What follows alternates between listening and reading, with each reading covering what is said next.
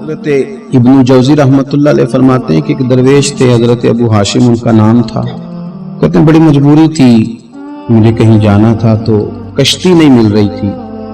اچانک ایک کشتی گزرنے لگی تو میں بھی سوار ہونے لگا تو ملاح نے مجھ سے کہا کہ یہ ایک صاحب بیٹھے ہیں، بڑے امیر ہیں، ساتھ ان کی کنیز ہے، انہوں نے مجھ سے بک کر لی ہے، ساری کی ساری کی عقیدہ سی سالم کرا لیا ٹانگا، وہ ساری کی ساری بک کر لی ہے تو میں تو کسی کو نہیں بٹھا سکتا. تو وہ جو صاحب بیٹھے تھے بڑے سیٹھ آدمی تھے، کہنے لگے میاں آپ کسی اور کشتی میں، اور جو ان کی کنیز تھی نا وہ کہنے لگی چہرے سے کوئی نیک آدمی لگتا ہے، چلو اتنی سواریوں کی جگہ ہے، کسی کونے خدرے میں بیٹھ جائے گا، ہمارا کیا جائے گا. کہا اچھا چلو آ جاؤ. اتنے میں کونے میں بیٹھ گیا، تھوڑا رستہ آگے گیا، انہوں نے کھانے کا سامان نکالا، مجھے بھی کھلایا، لیکن کھاتے کھاتے میری نظر پڑی تو اس میں تو شراب کے برتن بھی تھے معاذ. پھر اس شخص نے کھانا کھانے کے بعد اس کنیز سے کہا کہ مجھے معاذ اللہ گانا سناؤ. وہ گانے گانے لگی، یہ میری طرف متوجہ ہونے لگا، مجھے کہنے لگا سنو. میں نے کہا میں یہ نہیں سنتا. پھر میری طرف شراب بڑھائی، میں نے کہا میں نہیں پیتا. تو کہنے لگا تو کیا سنتا ہے، تو کیا سنتا ہے. تو کہنے لگے میں سناؤں کیا سنتا ہوں. کہا سنائیے. فرماتے میں نے قرآن پاک پڑھنا شروع کر دیا. کچھ لوگ، میں آپ کو یقین سے کہتا ہوں، کچھ لوگ ایسے ہیں جن کی زندگی دور گزر گئی ہے مسجد سے، انہیں کو بندہ چاہیے جو تھوڑا سا جا کے پیغام حق سنائے. ان کو پتہ ہی نہیں ہے کہ دین میٹھا کتنا ہے، حسین کتنا ہے، قرآن میں چاشنی کتنی ہے، سرکار کی تعریف کا، نعت خوانی کا رنگ کتنا شاندار ہے. میرا یہ ماننا ہے کہ جسے رب رسول کے رنگوں کی خوشبو کا پتہ چل گیا نا، پھر دنیا کا کوئی اور رنگ اسے اپنی طرف مائل کر ہی نہیں سکتا، سوال ہی پیدا نہیں ہوتا. کچھ لوگوں نے سونگا نہیں ہے، آئے نہیں ہیں، قریب نہیں آئے. شیخ ابو ہاشم کہتے ہیں مجھے کہنے لگا سناؤ نا. امیر آدمی تھا، کبھی اس طرف گیا ہی نہیں تھا. ڈھیروں لوگ ہیں جو نہیں مسجد جاتے. الہاکم التکاثر حتی زرتم المقابر. اللہ فرماتے ہیں کہ تمہیں دولت کی ہرس نے اتنا عجیب الجھا دیا کہ قبروں تک پہنچ گئے تھے. بہت سارے لوگ ہیں قبر میں چلے جاتے ہیں، مسجد میں نہیں آتے. تو کہتے ہیں میں نے اسے چند آیتیں سنائیں، اس کی تو کیفیت ہی بدل گئی. کہنے لگا مولانا زندگی بڑی گناہوں میں گزری ہے، اب توبہ کر لوں تو مالک معاف کر دے گا. کارنامے خطرناک ہیں، پیچھے رجسٹر کالا سیاہ، معافی ہو جائے گی. دولت بڑی تھی تو پھر ہم نے بھی شراب کباب شباب میں اڑا دی ساری، معاف کر دے گا. تو کہتے ہیں میں نے کہا ہو بندے کے آنے کی دیر ہے، اس کی رحمت تو فوراً ہی قبول کر لیتی ہے. ویسے بھی عدل کریں تے تھر تھر کمبن، اونچیاں شانہ والے تجھے فضل کریں تے پھر تے بخشے جامن میرے جے منہ کالے. کہتے اس نے اس کنیز کو آزاد کیا، دولت اللہ کی راہ میں خیرات کی، 40 سال میرے ساتھ رہا. پھر میں نے اس کی زبان سے سوائے خیر کے جملہ نہیں سنا. ایک کی بات کرتا تھا، کہتا تھا شیخ کاش آپ مجھے تھوڑا پہلے مل جاتے، زندگی سے یہ گلہ ہے کہ تو ذرا دیر سے ملا ہے.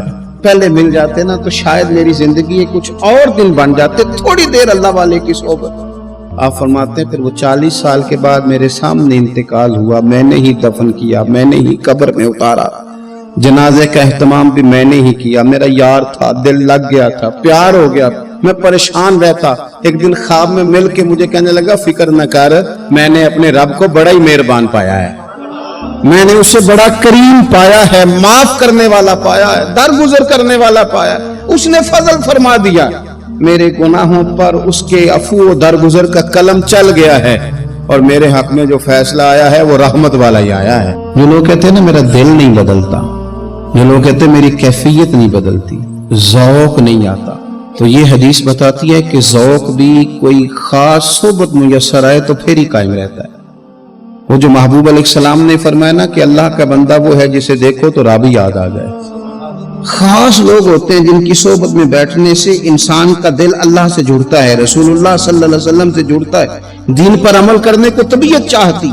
ایسے لوگوں کی صحبت کتنی مفید ہے وہ ہمیں اس حدیث سے عکس کرنا ہے. حضرت حنظلہ رضی اللہ تعالیٰ عنہ اور مرکز وفا اور اس امت کے ادب اور عشق میں استاد حضرت ابو بکر صدیق रदी अल्लाह ताला अन्हु। ये दोनों हुजूर की बारगाह में गए, अंदाज क्या इख्तियार किया, कहने लगे या रसूल अल्लाह सल्लल्लाहु अलैहि वसल्लम, हमारे दिल की तो कैफियत दो किस्म की हैं।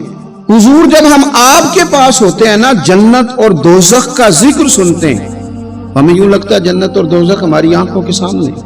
दिल के अंदर फौरन जज्बात उभर आते हैं कि अब हर खैर का काम करना, अब जन्नत ही की तरफ माइल होना है। हमारी कल्बी कैफियत, हमारी बातनी कैफियत बदल जाती, नूर नाला नूर हो जाता है सारा कुछ। लेकिन हुजूर, जब हम आपकी बारगाह से उठ के घर जाते हैं, बाल बच्चों के पास जाते हैं, तो फिर वो हाल नहीं रहता।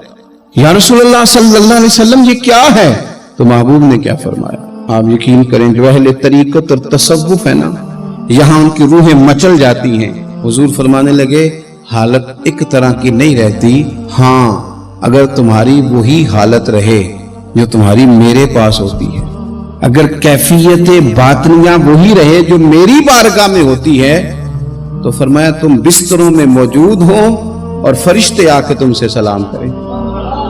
तुम अभी रस्तों में हो और फरिश्ते तुमसे मुलाकात करें, अगर तुम्हारी कैफियत वो बन जाए जो यहां होती है, अगर तुम उसी पर जम जाओ, वही हालत हो जाए, तो फिर तो फरिश्ते गोया आए तुम्हारी ज़ियारत के लिए, तुम्हारी मुलाकात के लिए फरिश्ते आए। अगर कैफियत बदल जाए किसी अल्लाह के बंदे की बारगाह में बैठकर, तो फिर उस कैफियत को बरकरार रखने की कोशिश की जाए। अगरचे हुजूर ने फरमा दिया कि कैफियत एक जैसी नहीं रहे, और चलो मेरे भाई थोड़ी देर के लिए ही सही, जितनी सोबत मुयस्सर आए, शायद इसीलिए इमाम आजम अबू हनीफा रहमतुल्लाह अलैह की उम्र 60 साल से ज्यादा थी।